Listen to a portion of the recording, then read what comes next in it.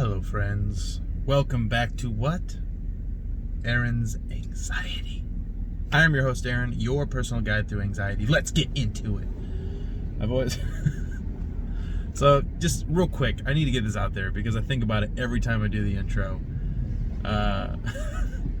Whenever I do an intro, all I can think about is all the things that irritate me with other people's intros, okay?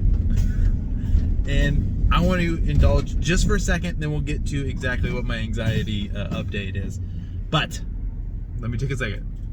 I have pet peeves. There's two of them for anxiety channels. And now that I say them, you're going to notice them all the time, okay? Number one and very most important is, I hate it when people say, hey guys. They start a video with, hey guys. I hate it. It's because you've seen it somewhere else. Now you're doing it here. Now everybody does it. Hey guys, welcome back. Hey guys. Hey guys. And then there's the second one, okay? And I don't hate this one as much, but it's runner up, okay? I know I'm throwing the H word out there a lot, and I typically don't have room for hate in my heart, but I make special exceptions. And the other one is smash that like button. Hey guys, make sure you smash that like button. Smash it. Just smash it. How about touch it? How about touch the like button? These are touch phones. They are touch sensitive. Boop. Sometimes I touch my phone and I accidentally graze something and I go to a whole new page. That's how sensitive it is. We don't have to smash anything. It's not like a keyboard. We didn't even have to smash a keyboard. We had to press. So, it's no smashing of like buttons on this channel. If you like this content, gently touch. Graze, if you will. That could be a new game. How lightly can you touch my like button? So, all right, I'm done. I omit everything else from here on in. So, getting into my anxiety update as far as the 5 milligrams and how it's been treating me, how I've been not being responsible with it as always. Sorry, I gotta let this lady out here. Hey, come on, lady. Come on, lady. All right, I'm going.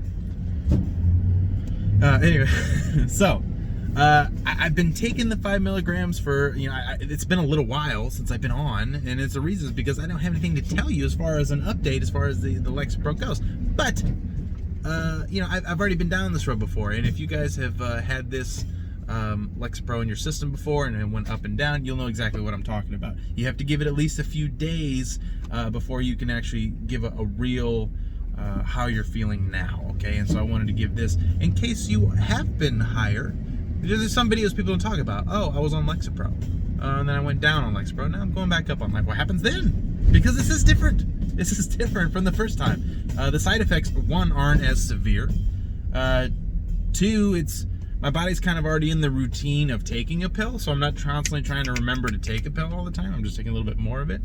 And thirdly, I am more laxed about being hesitant to jump up, whereas before it was like, I am like a lot of you. I had a fear of even taking the medication to begin with because I was like, why would I want more anxiety?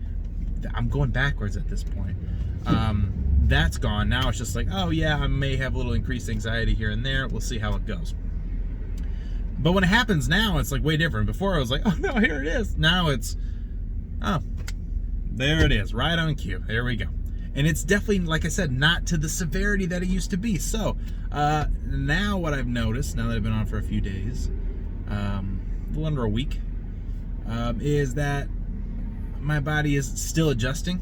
I feel like I have these high doses and then it comes down, which is originally why I split my pill in half. I'm not doing it this time. I'm just going for the straight 5 and calling it good. I just don't want to be putting that much time and effort into it. I just want to let my body adjust and be good. So, but I noticed like right now, because I took my pills around 10 o'clock. That's usually about when I take it. And there's something, and tell me if you feel the same way, because I've never heard anybody talk about this, but I feel it all the time.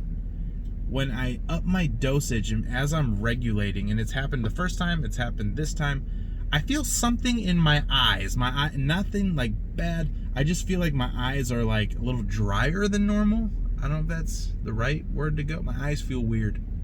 They feel like there's not enough lubricant in there. It's kind of like when you go out drinking and you get drunk and you have a hangover, and that next day you're like, your eyes feel a little weird, a little dried out. You're just kind of getting used to it. That's kind of what it is. Not really so much the light sensitivity, it's just they feel a little drier than normal. It's weird. I don't have the yawning thing. When I very first started taking Lexapro, I would yawn all day long. Just yawn, yawn, yawn, yawn, yawn, all day long. It was to the point where my jaw was tired from yawning. And if that made you yawn, hit the like button. So, but yeah, so as I'm going on, I will keep progressing. I don't know what that was. It sounded bad. I will keep progressing and keeping you guys updated on what I'm feeling. But I also did want to take a side note, because there's always something to be learned and some advice that I can give you guys if you are in earlier stages of your journey than I am. And the main advice that I can give you is that this isn't entirely your fault, anxiety. Anxiety pops up in a lot of different ways. This specific realm that you're in, whether you're like me and it was, I was already high anxious anyway, and then I smoked too much marijuana and it triggered me into these panic attacks, or if you had some kind of, it usually stems from a traumatic experience. It can go the other way. It can be a slow, gradual, but usually it's like you already had it, boom, something traumatic happens that your brain doesn't want to let go of, and now all of a sudden you have this anxiety situation that you have to deal with. So just know that if you are going through it, it does get better for sure. Don't think that it doesn't. And like I'm saying, there may be outside effects to this, as far as, like for me it was weed, or for you maybe a person, or maybe a car accident. I don't know, I digress. But know that you are also part of the blame, and people don't like to hear that, and I know that, but for your benefit, I'm telling you this, because as soon as you admit the places where it was, you could have done better here, you could have done this, you could have done that, and I'm not being critical of anybody, I'm just telling you this is the way that your brain works.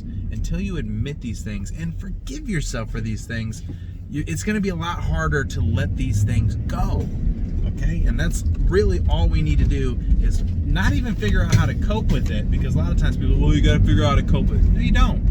We need to figure out how to let it go, okay?